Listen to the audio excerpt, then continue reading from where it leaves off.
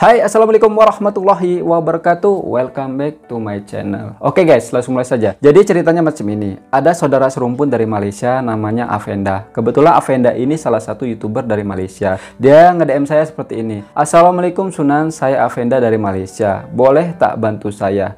Terus saya jawab, Waalaikumsalam. Salam kenal. Boleh, bantu apa ya? Boleh tak tengok video saya dan bagi pendapat sebab ramai rakyat Indonesia yang komen kata saya menghina Indonesia. Saya cuma nak tahu di mana silapnya untuk saya betulkan. Oke, sebelum lanjut, saya sangat mengapresiasi sekali kepada Avenda karena Avenda ini haus akan kritikan atau masukan. Itu bagus sekali, salut sih. Terus saya minta link video YouTube dari Avenda ini dikirimin sama dia. Terus saya tengok atau lihat. Saya lihatnya sedikit saja dan saya akan lihat kembali keseluruhannya dari awal hingga akhir. Nanti saya akan koreksi bagian mana yang tidak kena menurut para netizen Indonesia. Part selanjutnya saya juga akan melihat video dari salah satu YouTuber Indonesia yang mengomentari tentang video Avenda ini. Di sini saya tugasnya itu jadi penengah atau netral lebih tepatnya ya. Saya tidak memihak A atau B, tidak. Saya di tengah-tengah, oke?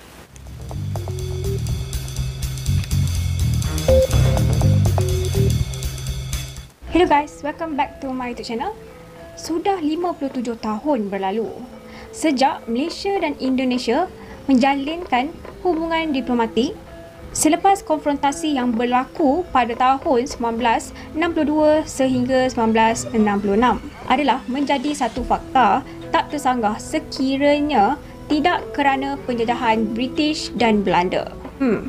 Malaysia dan Indonesia mungkin tidak wujud dan Nusantara akan mempunyai beberapa kesultanan yang tersebar sekitar Kepulauan Melayu.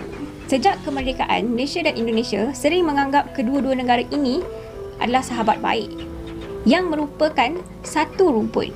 Walau bagaimanapun, keadaan ini juga merupakan salah satu sebab berlakunya pergaduhan di antara kedua-dua negara, terutama isu budaya, tuntutan bertindih wilayah maritim dan layanan buruk majikan Malaysia kononnya terhadap pekerja Indonesia.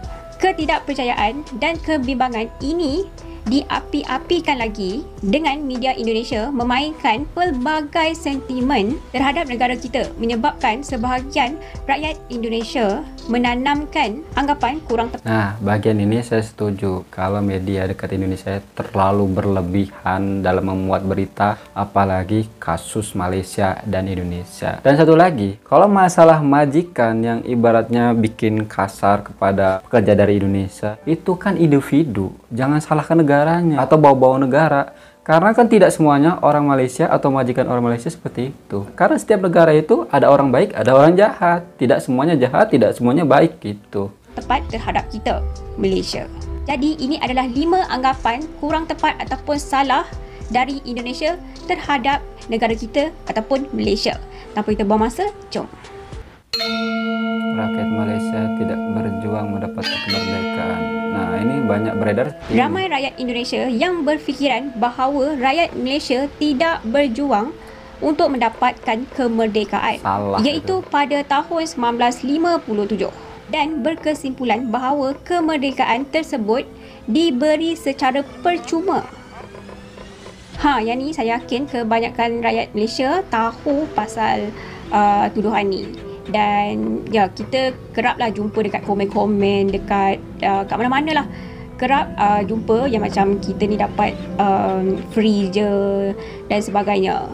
Padahal kalau baca balik, bagi rakyat Indonesia, khususnya netizen Indonesia, kalau tidak tahu sejarah tentang Malaysia, jangan asal komen. Malaysia itu, para pejuangnya itu bertumpah darah demi mempertahankan negara mereka dan demi memerdekakan negara mereka. Ada tumpah darah di dalamnya. Contoh salah satunya, Mat Kilau. Itu kan pejuang dari Perak yang melawan British. So kalian, khususnya para netizen yang budiman, please kalian itu kalau komen yang berbobot, yang ibaratnya itu jangan provokasi, jangan menilai negara orang itu tidak ada perjuangan. Sejarah betul-betul memang kita ni dah banyak sangat, dah macam penjajah tu dah habis ambil apa yang ada dekat Malaysia ni. Dan yelah, entahlah, Sepatutnya orang yang cakap tu dia patut tahu apa yang berlaku pada zaman penjajahan tu, baru dia sembang. Tak perlu kot macam dengar daripada orang lain lepas tu okey cakap. Macam kadang tu nampak bodoh lah kat situ. Sorry. Kebanyakan rakyat Indonesia berbangga kerana mereka dapat mengusir Belanda daripada tanah air mereka. Jelas sekali bahawa mereka tidak membaca sejarah perjuangan, iaitu pejuang kebebasan tanah air kita seperti Mat Saleh, Rentap, Mat Kilau, Ya kan? Rosli Dobi, Kilau. Tok Janggut, Dol Said dan Haji Abdul Rahman Limbu. Antaranya yang berani menentang pemerintah British. Perlu diingat bahawa British adalah kuasa besar dunia waktu berakhirnya Perang Dunia Kedua. Belanda pula bukan begitu. Malah Belanda pernah dijajah oleh Jerman pada tahun 1940. Sekiranya Indonesia dijajah British, besar kemungkinan tidak akan berlaku peperangan seperti mana penentangan yang berlaku terhadap Belanda. Rakyat Malaya berperang untuk mendapatkan kemerdekaan melalui cara diplomasi yang banyak menyelamatkan nyawa untuk mengukir jalan kemerdekaan buat Persekutuan Malaya pada tahun 1957. Cara yang sama digunakan untuk memerdekakan Sabah dan Sarawak menerusi Persekutuan Malaysia pada tahun 1963. Ini adalah bukti bahawasanya rakyat Malaysia adalah pencipta keamanan. Malaysia lebih maju daripada Indonesia karena Malaysia bekas jajah naungan British. Penjajah British telah menjarah Malaya lebih daripada 100 tahun.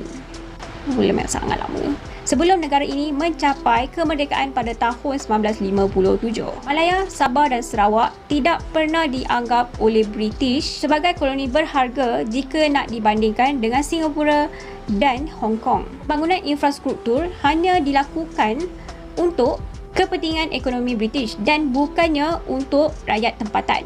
Sebagai contoh, landasan kereta api pertama di Malaysia dibina pada tahun 1885 hanya menghubungkan di antara Port Vila ataupun Kuala Sepetang dengan Taiping untuk mengangkut biji timah dari Lembah Kinta ke kawasan pelabuhan untuk dieksport. Kiranya pembangunan yang dibuat oleh British ni hanya untuk ekonomi diorang, hanya untuk diorang nak biji timah, hanya untuk diorang nak emas, diorang nak harta, hanya untuk itu sahaja. Bukan kerana rakyat tempatan Malaysia. Bukan, diorang buat untuk kepentingan mereka sahaja.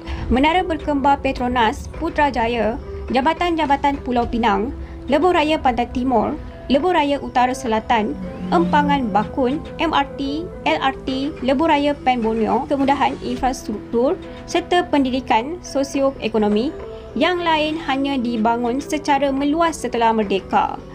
Kemudahan-kemudahan ini hanya cuma angan-angan dalam mimpi-mimpi rakyat Malaysia sewaktu 150 tahun era pemerintahan British. Kalau korang nak tahu bangunan-bangunan yang megah, yang sangat gah dekat Malaysia ni, yang tinggi-tinggi ni, dulu orang dekat Tanah Melayu ni hanya mimpi je, macam takkanlah Malaysia ada macam tu. Sama juga masa bila orang-orang Malaysia ni dapat tahu yang Malaysia ni akan buat kereta sendiri. Macam tu juga sampai tak percaya, yang memang tak percaya langsung, sampai suruh tutup lah kilang tu sebab siapa yang nak beli. Sampai tahap tu lah pemikiran orang Melayu dulu, orang Malaysia dulu yang fikir macam kita ni tak boleh. Tapi korang tengoklah apa yang ada sekarang. Malaysia menjadi negara moden seperti hari ini bukanlah kerana British, tetapi adalah atas usaha rakyat Malaysia yang mahu melakukan yang terbaik untuk bagi mempersediakan negara yang hebat untuk dinasti yang akan datang. Rakyat Malaysia tidak mempunyai budaya tersendiri. Malaysia adalah sebuah negara bermasyarakat majmuk dengan orang-orang Melayu, Cina, India dan Bumi Putera Sabah dan Sarawak. Sebelum Malaysia dan Indonesia mencapai kemerdekaan di pertengahan abad ke-20, tidak pernah wujud sepadan politik antarabangsa di antara kedua-dua negara dan warga Nusantara bergerak bebas dari satu kawasan ke satu kawasan yang lain dalam Kepulauan Melayu. Tapi ada juga yang pergi luar daripada Asia ni, yang pusing dunia. Ya, orang Melayu memang macam tu. Oleh kerana itu, terdapat banyak orang-orang Melayu Malaysia yang berketurunan Bugis, Jawa, Minang dan Batak dan berkongsi banyak persamaan budaya dengan orang-orang Indonesia menerusi tarian tradisional, makanan tradisi dan bahasa. Agak aneh sebab kita tak pernah dengar pun China nak menuntut atau memprotes pengalaman budaya Cina yang diamalkan oleh masyarakat Cina Malaysia seperti tarian naga atau menyambut Tahun Baru Cina.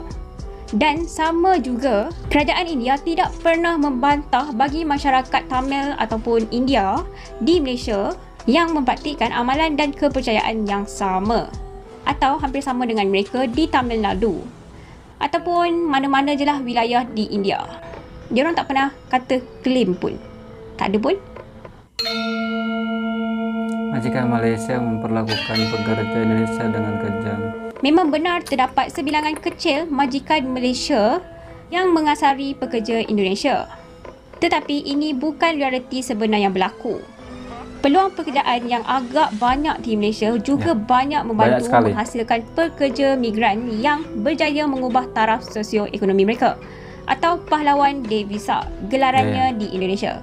Ini boleh dilihat dari bilangan pekerja haram dari Indonesia yang sanggup menyeberang Selat Melaka semata-mata untuk bekerja di Malaysia walaupun mereka tahu bahaya. Nah, di sini saya ingin mengomentari tentang kata-kata haram, pekerja haram. Menurut sebagian netizen Indonesia menganggap kata-kata haram itu sesuatu yang kasar. Tapi memang kalau di sini kata-kata haram itu kasar. Cuma kalau di Malaysia kan haram itu memang bahasa mereka sehari-hari gunakan ya kan. Kalau lebih tepatnya Indonesia menyebutnya itu ilegal. Memang kita tidak bisa menyalahkan orang Malaysia karena mengucapkan kata-kata haram karena memang bahasa mereka yang gunakan seperti itu. Jadi bagi netizen-netizen Indonesia, kalau misalkan dengar kata-kata haram, khususnya pekerja haram, kalian jangan menganggap itu kata-kata kasar. Memang orang Malaysia menggunakan kata-kata haram itu bahasa mereka. Bukan semerta-merta orang Malaysia menggunakan kata-kata haram itu untuk merendahkan pekerja dari luar negara.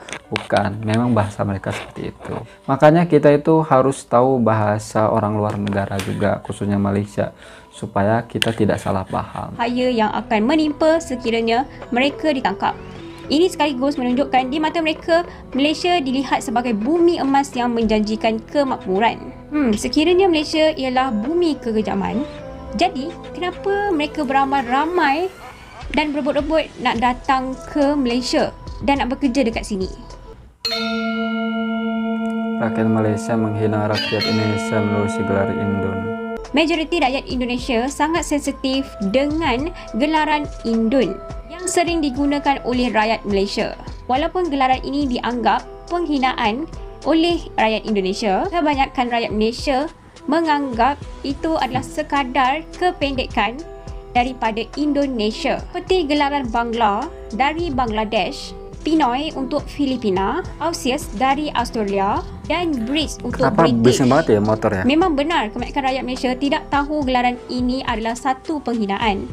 Dan penggunaan gelaran ini memang tak ada niat langsung, memang jauh sekali lah untuk menghina orang Indonesia.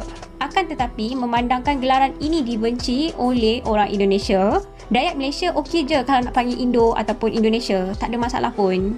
Cuma kalau rakyat Indonesia tengah bercakap dengan rakyat Malaysia ataupun orang Malaysia dan orang Malaysia tu menggunakan perkataan ataupun gelaran Indun, korang boleh... Untuk kata-kata Indun, memang sih ada sebagian orang itu ada yang setuju, ada yang tidak. Karena saya pun pertama dengar kata Indun itu agak gimana gitu, kurang srek kata-katanya gitu. Tujuan orang Malaysia memanggil Indun itu bukan bermaksud untuk merendahkan atau menghina, bukan. Memang mereka sudah terbiasa dengan kata-kata Indun. Tapi saya pribadi jujur ya kurang setuju sih. Harusnya kan nama lengkap Indonesia atau Indo, itu lebih setuju daripada Indun. Tanggung gitu kata-katanya. Tapi saya yakin orang Malaysia itu memanggil Indun tujuannya bukan merendahkan, bukan. Memang mereka sudah terbiasa dengan kata-kata itu. Intinya kita harus memperbaiki hati. Hati ini kalau sensitifan, orang cakap yang bagus pun dianggap tidak bagus. Sebaliknya, kalau hati kita tidak sensitifan, orang cakap buruk pun dianggap tidak buruk. Itu tergantung hatinya, men. Sensitif atau tidaknya. Boleh je tegur, janganlah guna perkataan Indon tu, kami tak selesa ataupun rasa macam terhina sangat. So, orang Malaysia ni pun boleh je. Oh, sorry. Boleh je. Just macam bagi tahu sebab kebanyakan tak tahu karena pun. tidak tahu. Dan saya pernah jumpa seorang orang Indonesia yang dia kenalkan diri dia macam saya tanya, awak dari mana? Dia sendiri cakap dia adalah orang Indon. So untuk saya yang tahu yang macam gelaran Indon tu macam tak boleh ataupun tak best bagi rakyat Indonesia, so saya pun tak payah teruskan lah walaupun dia gelarkan sendiri dia tu orang Indon. Sebab bila saya tahu yang orang Indonesia tak suka dan menganggap itu satu penghinaan, memang tak begitu, memang saya tak sebut macam tu dah. Saya lagi selesa cakap Indonesia. Sebenarnya banyak lagi tanggapan yang boleh kita senaraikan dalam list ini. Tetapi 5 ini adalah yang paling utama yang perlu dibetulkan. Rakyat Malaysia dan Indonesia secara asasnya adalah bersaudara.